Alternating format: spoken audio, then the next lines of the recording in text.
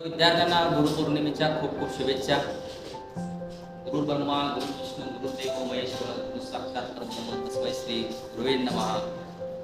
आपला हा मंत्र सर्वांना माहीत असेल.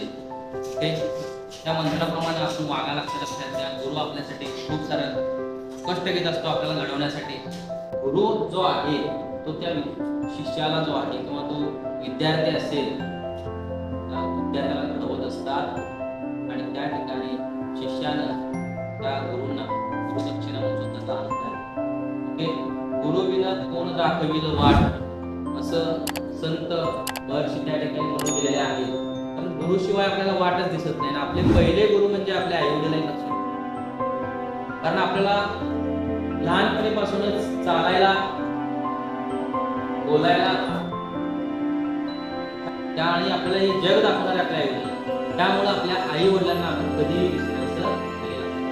कारण आई वडील असतील तरच आपण या जगामध्ये आलेलो आहोत आणि जग आपल्याला कसं आहे.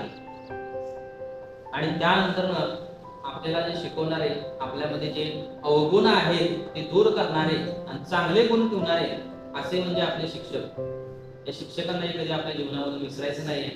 त्यामुळे गुरु हा फार महत्त्वाचा असतो आणि गुरु आपल्या जीवनाला एक चांगली दिशा देणारा एक मार्गदाता आहे. आणि त्या मार्गावर जायचं आपलं काम आहे. लक्षात घ्या, सर्व विद्यार्थ्यांनी आज एक निश्चय मनामध्ये आणा आहे. काय करायचं तर गुरु जे आपल्याला सांगतील, आपले जे शिक्षक सांगतील की आपले आई वडील सांगतील त्याच मार्गावर जाऊ. तोच मार्ग तुम्हाला तुमच्या यशापर्यंत नेणार आहे. आणि तुमचं यश हेच त्या गुरुचा गुरुदक्षिणा असणार आहे. लक्षात घ्या, तुम्हाला काय अंगठा कापून द्यायची काय आवश्यकता किंवा फुलं पण द्यायची काय आवश्यकता नाही. तुमचं यश तुमच्या करिअरमध्ये असणार.